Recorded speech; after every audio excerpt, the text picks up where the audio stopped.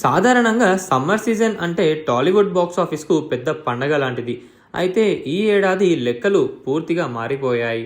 వేసవి సెలవుల్లో థియేటర్లను షేక్ చేయాల్సిన కొన్ని భారీ బడ్జెట్ సినిమాలు పలు కారణాల వల్ల జూన్ నెలకు షిఫ్ట్ అయ్యాయి.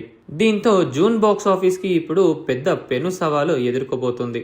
అగ్ర హీరోలందరూ ఒకేసారి బరిలోకి దిగుతుండడంతో అంచనాలు హై రేంజ్లో ఉన్నాయి.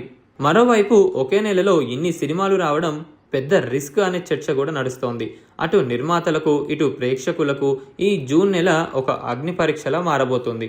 రాకింగ్ స్టార్ యష్ నటిస్తున్న toxic, global star Ram Charan నటిస్తున్న పెద్ది ఈ ఏడాది మంచి హైప్ క్రియేట్ చేసుకున్న సినిమాలు. వాస్తవానికి ఈ రెండు సినిమాలు ఏప్రిల్లోనే విడుదల కావాల్సి ఉన్నాయి. ఇప్పుడు జూన్కు షిఫ్ట్ అయ్యాయి. యష్ నటించిన టాక్సిక్ జూన్ 4న వస్తుండగా రామ్ చరణ్ నటించిన సినిమా పెద్ది ఏప్రిల్ 30 నుంచి జూన్కు వాయిదా పడింది. ఈ రెండు చిత్రాలు వేల కోట్ల బిజినెస్తో ముడిపడి ఉన్నాయి.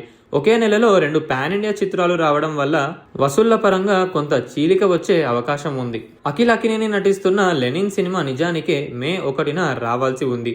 రామ్ చరణ్ పెద్ది సినిమా ఏప్రిల్ 30న వస్తున్నట్లు ప్రకటించడంతో పోటీ రాకూడదనే ఉద్దేశంతో అఖిల్ తన సినిమాను జూన్ 26కు వాయిదా వేసుకున్నారు.